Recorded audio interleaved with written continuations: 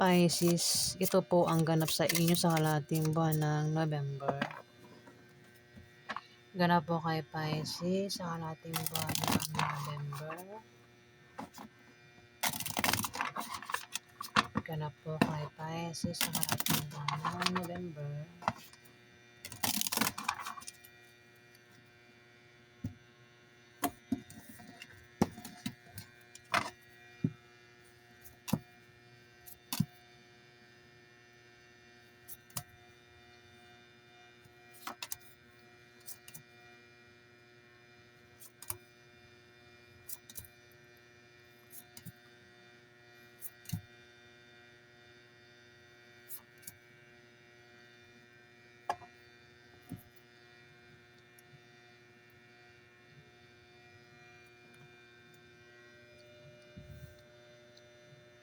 Pisces, magkakaroon ng away sa inyo ng karelasyon mo sa kalahating buwan ng November.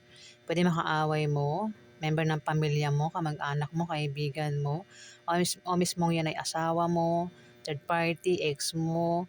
Basta meron kang makakaaway na karelasyon mo daw, Pisces, at posible kayong magkahiwalay. Kung ayaw nyo raw magkahiwalay, ingatan mo yung taong ito na makakaaway mo, Pisces.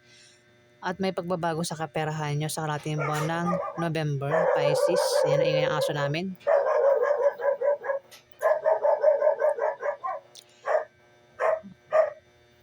Ayan, Pisces. Kung may trabaho kayo, Pisces, maring ma-promote kayo o maring dagdagan ang sahod yun sa kalahating buwan ng November. Kung meron naman daw kayong negosyo na humihina sa ngayon, yan daw po ay biglang lalago sa kalahating buwan ng November, Pisces. Kung tataya naman daw kayo sa lotto games, raffle games, maaari daw po kayong manalo, Pisces. Maaari din daw na kayo ay makatanggap ng pamana, Pisces, sa kalahating buwan ng November. Kayo daw ay matitempt, gumawa ng masama, o kayo ay matempt, gumawa ng mabuti dito, Pisces. Ibig sabihin, mayroon kayo binabalak dito. May plano kayo. Hindi ko nga lang alam kung masama o mabuti ang plano nyo. Maaari din daw kayo ma-stress. Kung may stress kayo, magpatingin sa doktor para hindi lumala yung stress nyo, Pisces. Kung lumalabas naman daw kayo sa gabi o madaling araw, ingat daw kayo sa paglabas-labas sa ganyang klaseng oras para hindi kayo o para walang masamang mangyari sa inyo, Pisces. Ang iba sa inyo ay magkakaroon ng mabulaklak na partnership o engagement sa kalahating buwan ng November. At kung magka-problema man daw kayo, ayan, kasi mukhang magkakaproblema kayo dito, may taong nakasuporta sa inyo dito, Pisces. Ingat din daw kayo sa aksidente at ingatan nyo yung kalusugan nyo, Pisces, kasi maaaring magkasakit kayo, Pisces, sa kalahating buwan ng November. Wag din daw kayong gumawa ng masama sa iba para hindi kayo malasin. Ayan, dapat palaging mabuti lang po yung gagawin natin sa kapwa para tuloy-tuloy yung swerte natin, Pisces. Ang iba sa inyo ay nagbabalak magtayo ng business at magagawa nyo daw po. Kung hindi man ikaw ang tinutukoy dito, Pisces, ang balak magtayo ng business, maring asawa nyo. Ayan, may asawa kayo, Pisces. Kasi 6 of clubs, yung meaning nito, pwede ikaw ang tinutukoy, Pisces. Kung hindi man ikaw ang tinutukoy nito, asawa mo ang tinutukoy dito, Pisces, ng 6 of clubs. Yung meaning ng 6 of clubs, Pisces, may tao rito, yun nga, nagbabalak magtayo ng negosyo at magagawa niya nga. Kung kailangan niya ng pera, pampuhunan, may magbibigay sa kanya. Pwede niya pautangin siya o bigyan siya. Kung may negosyo na, ang taong ito, may paglago sa negosyo niya. Kung may trabaho naman, ayan, maring lumaki yung sahod niya o maring ma-promote sa trabaho niya. Kung utang naman ito, maring makabayad na sa utang. Kung ikaw yung umutang o may umutang sa'yo, maring makabayad na sa utang, Pisces. O kung asawa mo tinutukoy, ayan, baka may umutang sa kanya, maring mabayaran na siya. O siya yung umutang, maring magbayad na siya sa utang niya, Pisces. At may tao rin dito, Pisces, ang nagbabalak mag-apply ng trabaho kasi wala itong trabaho. Pwedeng ikaw ang tinutukoy, kung di man ikaw, pwedeng asawa mo. Asawa mo rin ang tinutukoy dito, Pisces. Nagbabalak mag-apply ng trabaho kasi nga walang trabaho. Pwede rin naman may trabaho ito at nagbabalak mag-resign kasi mag-a-apply din ng trabaho sa kalahating buwan ng November. Pero sabi, huwag daw basta-basta mag-resign hanggat hindi natatanggap sa ina-apply-ang bagong trabaho para hindi siya nganga sa huli, para hindi magsisi. At sa kanya pag-apply, pag-travel, meron daw siyang makikilala. O maaaring ikaw yan, baka ikaw nagbabalak ka mag-apply, meron kang makikilala na pwede mo maging karelasyon kung single ka. Pero kung may asawa ka na, pwede maging third party, Pisces.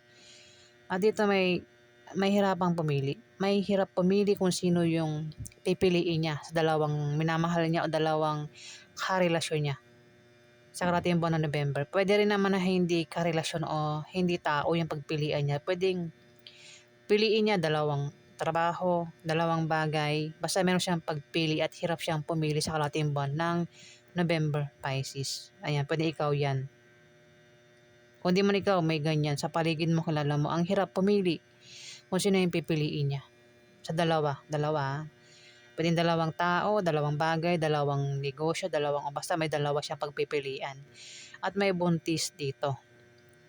Pwedeng ikaw yung buntis, Pisces, pero kung hindi man ikaw yung buntis, pwedeng asawa mo. Kung lalaki ang Pisces, pwedeng asawa mo buntis, o member ng pamilya mo buntis, o kamag-anak mo ang buntis. Pwedeng ito ay buntis pa lang o maring mga anak na sa kalating buwan ng November, Pisces. O pwedeng mabubuntis pa lang ito o baka makabuntis ka, Pisces, kung lalaki kang Pisces. Kung wala raw buntis, walang mabubuntis, walang manganganak, walang makakabuntis, meron ka raw pinaghihirapan na magbubunga ng maganda sa kalating buwan ng November, Pisces. Ayan. Ayan po ang ganap sa inyo. Alamin pa natin.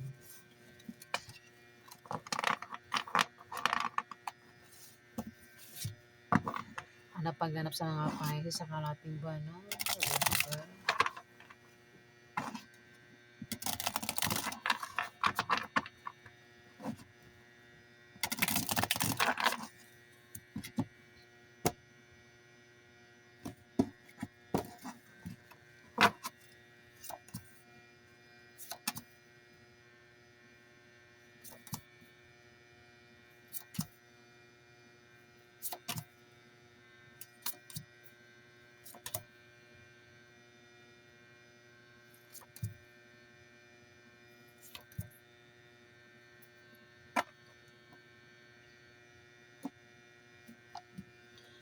Lumabas na naman yung 5 of diamond. May buntis dito. Pag umulit na naman lumabas yung card, kino-confirm niya na yun talaga yung lalabas sa kalating buwan ng November. May buntis dito, Pisces. Pwede ikaw yung buntis. Kung hindi man ikaw yung buntis, pwedeng asawa mo ang buntis kung lalaki kang Pisces, o member ng pamilya mo buntis, o kamag-anak mo ang buntis. Basta may buntis dito. At yung buntis, pinag-iingat sa misfortune. Tumapat sa kanya yung misfortune. Ayan. Ingat itong buntis na ito, kung di man ikaw yan. Ingat sa aksidente o kamalasang pwede mangyari sa kanya sa karating buwan ng November. Kung may negosyo, ayan, ingat na mabangkrap yung negosyo kung may negosyo. Pero kung walang buntis, kung halimbawa single ka, Pisces, at walang buntis, meron kang pinaghihirapan na magbubunga ng maganda sa kalating buwan ng November. Pero tumapat sa kanya yung Ace of Spades, pwedeng malasin yung pinaghihirapan mong yan, Pisces. At may tao dito, lumabas na naman siya, ang may pabago-bago ng feelings, maring biguin ka niya o saktan ka niya, Pisces, sa kalating buwan ng November, kasi tumapat yung 4 of clubs, may manloloko. Pwedeng manloloko ang taong ito, Pisces. Pwedeng lokohin ka niya sa kalating buwan ng November. Pwedeng nangyari na sa ngayon o mangyari pa lang sa kalating buwan ng November. Manloloko, hindi tapat sa'yo. Kung yan ay karelasyon mo, pwedeng lokohin ka niya sa kalating buwan ng November. Pwede maghanap ng third party o baka meron na siyang third party.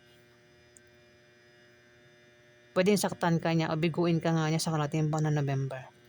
9 of clubs. Kung single ka, maaari ka makapag-asawa ng mayaman, Pisces. Pero kung may asawa ka na, pwedeng asawa niya mayaman. Oh, wait lang. May sumunod na Capricorn, Virgo, Taurus dito. Dalawa ito. Fire sign din. Aliman sa meaning nito na babanggitin ko, Pisces, maraming meaning ito eh. Aliman sa mga babanggitin ko ang pwedeng maganap sa Capricorn, Virgo, Taurus na ito o maring sa'yo maganap. Meaning nito, may asawa na, ikaw o itong Capricorn, Virgo, Taurus na ito, may asawa na, maring yung asawa ay mayaman. Ikaw yung mayaman o siya yung mayaman. Itong Capricorn, Virgo, Taurus na ito. Pero kung single man, isa sa yung dalawa, pwedeng makapag-asawa ng mayaman, Pisces. Pwede rin, kung ikaw tutukoy dito na single, maring siya, mapapang-asawa mo itong Capricorn, Virgo, Taurus na ito, na mayaman. Gets ba? Kung hindi naman pwedeng makatanggap ng pamana, isa man sa yung dalawa, Pisces, itong Capricorn, Virgo, Taurus, pamana, galing sa kamag-anak. O kung hindi yan pamana, pwedeng may magbibigay ng pera dito. Pwede ikaw magbigay ng pera o siya magbigay ng pera. Itong Capricorn, Virgo, Taurus na ito magbigay ng pera sa kalating buwan ng November. Kung tataya sa loto, isa man siyang dalawa. Tataya sa loto o games, raffle games, maring manalo sa kalating buwan ng November, Pisces. Kung may negosyo, may pag-angat. Kung may negosyo ka o may negosyo itong Capricorn, Virgo, Taurus na ito, may pag-angat sa negosyo. Ito mapat yung Four of Diamond. May tao nagbabalak magtayo ng negosyo dito, Pisces. Pwedeng ikaw o itong Capricorn, Virgo, Taurus. At magagawa niya nga. Kahit maliit na negosyo, maraming bibili sa kanya. Kung nangyayari na, kung may negosyo na, ayan, may pag-unlad, may pag-angat sa negosyo. Pwede rin magbibigay ito ng pera kasi pang negosyo. Ayan.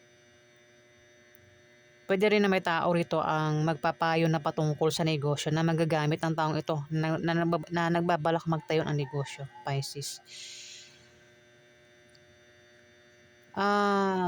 May tao rito, Pisces, ang balak mag-apply ng trabaho kasi wala itong trabaho.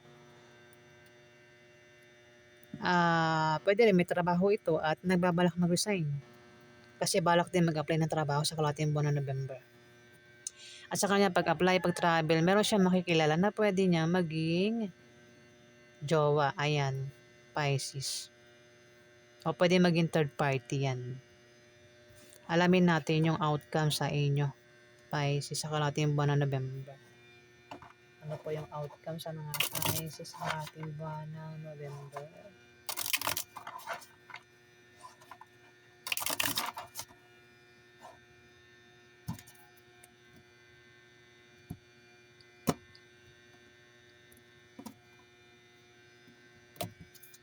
Outcome po sa mga Pisces sa kalating buwan ng November.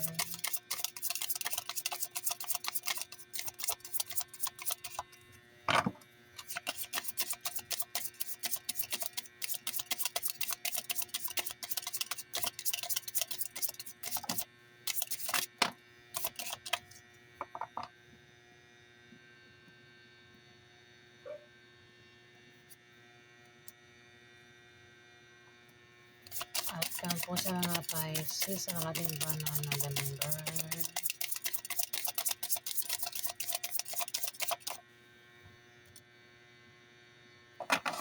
Oops.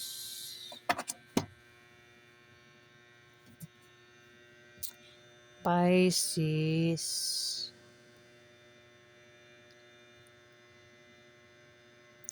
May tao rito yung balak gumawa ng masama o balak gumawa ng mabuti nito. Pwedeng ikaw, Pisces, nang babalak kang gumawa ng masama o balak mong, basta may binabalak ka rito, meron kang plano dito, Pisces. Maaari ka rin daw ma-stress. Kung ma-stress ka nga, ayun, magpatingin ka sa doktor, Pisces. Kung lumalabas ka man daw sa gabi, lumalabas pa ulit yung card, di ba? Ibig sabihin, yan kino-confirm niya na yan yung mangyayari sa kalating buwan ng November. Kung lumalabas ka sa gabi, Pisces, ayan, ingat daw sa panglabas-labas mo sa gabi. Lalo na kung sa madaling araw para makaiwas ka sa pwedeng mangyari sa inyo, Pisces. So kung sa bagay, maraming Pisces, Ayan. Hindi yan pananakot, pinag-ingat lang kayo ng card. Kung nagkakaproblema kayo dito, may tutulong sa inyo, Pisces. Kailangan yung suporta, O yung iba sa inyo nagkakaproblema, kailangan nyo ng suporta at may tutulong nga sa inyo dito, Pisces. Ingat nga rin kayo sa aksidente, ingatan nyo rin yung kalusugan nyo. Baka magkasakit kayo sa kalating buwan ng November, Pisces. Huwag din daw kayong gumawa ng masama sa iba para hindi kayo malasin. Ayan. Tandaan niyo po na paggawa ng masama sa kapwa ay kapalit niyan ay kamalasan, Pisces. Ayan nga, may taong tutulong dito kung magkaproblema kayo, Pisces, kung saan man yung problema, sa bahay nyo, sa trabaho nyo, sa negosyo nyo, may taong tutulong dito, Pisces. Ayan. So, ayan po ang ganap sa inyo, Pisces, sa kalating buwan ng November. Ayan po. Kung nagustuhan nyo po ang aking reading, guys, huwag kalimutan mag-like at mag-subscribe. At sa mga subscriber po, maraming salamat po, guys. Salamat po.